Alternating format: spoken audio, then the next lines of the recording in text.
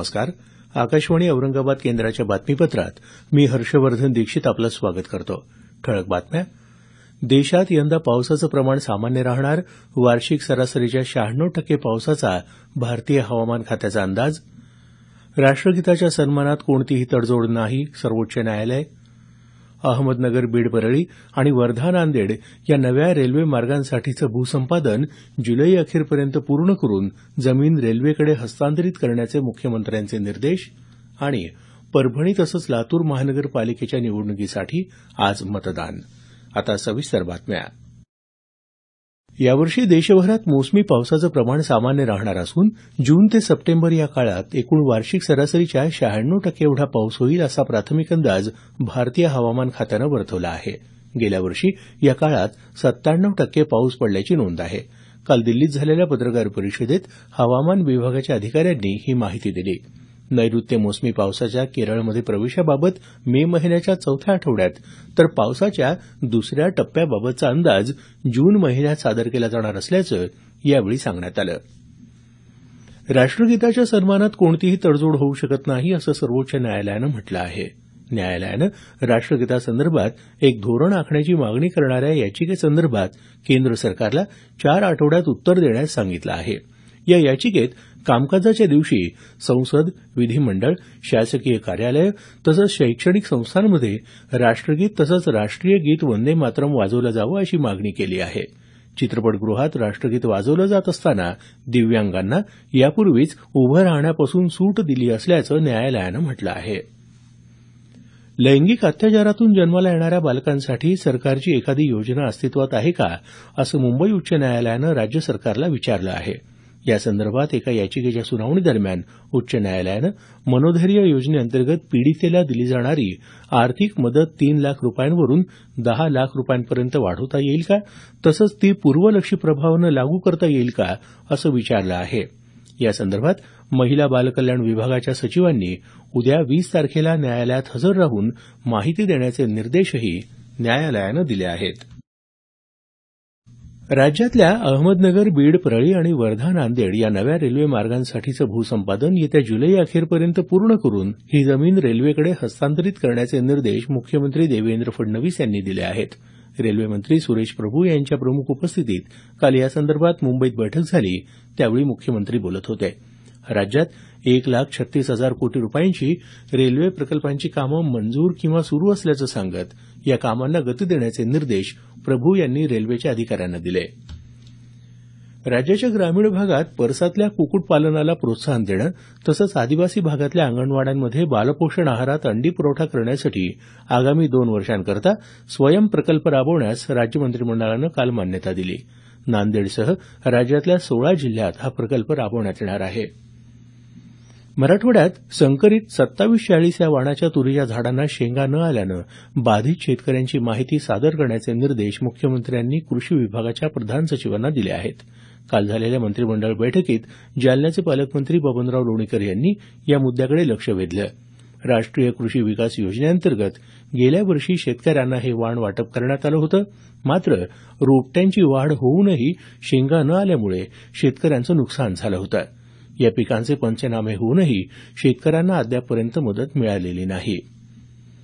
राज्यात पंडित दीनदयाल उपाध्याय स्वस्थ महाराष्ट्र अभियान राबवलं जाणार असून या अभियानाची पथदर्शी आरोग्यपूर्व तपासणी मोहीम येत्या 1 मे पासून राज्यातल्या 6 जिल्ह्यात राबवण्यात येणार आहे. यामध्ये बीडसह नाशिक, पालघर, अकोला, चंद्रपूर आणि सांगली या जिल्ह्यांचा समावेश आहे. गरीब गरजू रुग्णांना विनामूल्य वैद्यकीय सेवा देऊन स्वस्थ महाराष्ट्र घडवण्यासाठी ही योजना राबवली जात असल्याचं वैद्यकीय शिक्षण मंत्री गिरीश महाजन यांनी सांगितलं. शेतकरी कर्जमाफीसाठी काढण्यात आलेल्या संघर्ष यात्रेच्या दुसऱ्या टप्प्याचा काल नाशिक जिल्ह्यातल्या सिन्नर तालुक्यात समारोप झाला. यावेळी माजी उपमुख्यमंत्री अजित पवार, राष्ट्रवादी काँग्रेसचे प्रदेशाध्यक्ष सुनील तटकरे, विधानसभेचे विरोधी पक्षनेते राधाकृष्ण विखे पाटील यांच्यासह अनेक मान्यवर उपस्थित होते. हे बातमीपत्र आकाशवाणीच्या औरंगाबाद केंद्रावरून प्रसारित केलं जात आहे. आमचं हे बातमीपत्र newsonair.com या संकेतस्थळावरही उपलब्ध आहे. परभणी, लातूर आणि चंद्रपूर इथं महानगरपालिकेच्या निवडणुकीसाठी आज मतदान होत आहे. वाढत्या उन्हामुळे निवडणूक विभागानं मतदानाची वेळ 1 तासानं वाढवून दिली असून मतदारांना सायंकाळी 6:30 वाजेपर्यंत मतदान करता येणार आहे. सकाळी 7:30 वाजेपासून मतदानाला सुरुवात होईल. लातूर इथं पालिकेच्या 70 जागांसाठी 407 उमेदवार निवडणुकीच्या रिंगणात आहेत. शहरात एकूण 371 पैकी 89 मतदान केंद्र संवेदनशील असून त्या ठिकाणी अतिरिक्त पोलीस बंदोबस्त तसंच सीसीटीव्ही यंत्रणा बसवण्यात आली आहे. पोलीस दलाच्या मोठ्या बंदोबस्तासह फिरती पोलीस पथकही मतदान प्रक्रियेवर लक्ष ठेवून असतील. परभणी इथं 65 जागांसाठी 418 उमेदवार रिंगणात असून 281 मतदान केंद्रांवर 2,12,000 मतदार मतदानाचा अधिकार बजावतील. मतदान प्रक्रिया शांततेत व्हावी यासाठी चोख पोलीस बंदोबस्त लावण्यात आला आहे. या मतदान प्रक्रियेदरम्यान कायदा आणि सुव्यवस्था कायम राखण्यासाठी खबरदारीच्या सर्व उपाययोजना करण्यात आल्या असून उन्हाचा तडाखा लक्षात घेता प्रथमोपचारासह रुग्णवाहिकाही सज्ज ठेवण्यात आल्याचं राज्याचे निवडणूक आयुक्त जयेश सहारिया यांनी काल मुंबईत सांगितलं. मतमोजणी परवा 21 तारखेला होणार आहे. नांदेड जिल्हा परिषदेच्या विषय समिती सभापतींचं खातेवाटप काल करण्यात आलं.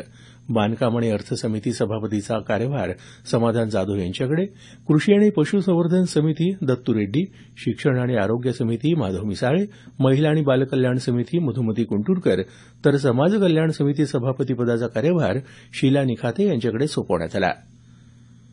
राज्याचे माहिती आयुक्त रत्नाकर गायकवाड यांना मारहाण प्रकरणी भारिप बहुजन महासंघाच्या कार्यकर्त्यांना 22 एप्रिलपर्यंत पोलीस कोठडी सुनावण्यात आली आहे. गायकवाड यांना परवा सोमवारी औरंगाबाद इथं सुभेदारी विश्रामगृह परिसरात मारहाण झाली होती. भगवानगडाच्या विकासासाठी निधीची कमतरता भासू देणार नाही असं ग्रामविकास मंत्री पंकजा मुंडे यांनी म्हटलं आहे. त्या काल शिरूर कासार तालुक्यात वारणी इथं एका कार्यक्रमात बोलत होत्या. गहिनीनाथ गडाच्या विकासासाठी 37 कोटी रुपयांचा आराखडा मंजूर केल्याबद्दल मुंडे यांचा यावेळी सत्कार करण्यात आला. परळी तालुक्यातल्या नागरिकांची पाण्याची समस्या दूर करण्यासाठी वाण धरणातून 1 दशलक्ष घनमीटर पाण्याचा विसर्ग करण्यात येत आहे.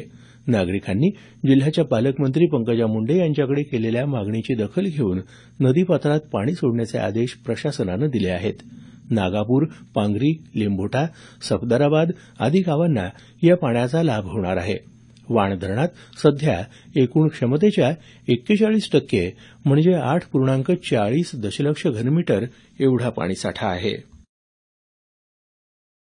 सेंद्रिय खत निर्मितीबाबत कृषी विभागानं शेतकऱ्यांना माहिती द्यावी असं आवाहन लातूरचे जिल्हाधिकारी पांडुरंग पोले यांनी केलं आहे. 18 दिवसात तयार होणाऱ्या या सेंद्रिय खताचं जनसाथी दुष्काळ निवारण मंच अंतर्गत कलापंढरी संस्थेनं काल जिल्हाधिकारी कार्यालय परिसरात प्रात्यक्षिक सादर केलं. त्यावेळी जिल्हाधिकारी बोलत होते. कृषी विभागाच्या सहकार्यानं गावोगावी अशी प्रात्यक्षिकं घ्यावीत असंही जिल्हाधिकारी पोले यांनी यावेळी सांगितलं. रासायनिक खतं विक्रीसाठी राज्यात थेट लाभ हस्तांतरण योजना राबवली जाणार आहे. त्यानुसार येत्या 1 जूनपासून पीओएस प्रणालीद्वारे खतं विक्री होणार आहे. यामुळे शेतकऱ्यांना खतं खरेदी करताना आधार क्रमांक देणं आवश्यक असेल. प्रत्येक शेतकऱ्याला खताची गुणी मिळाल्यानंतरच खत निर्मिती कंपनीला त्यासाठीचं अनुदान मिळणार आहे.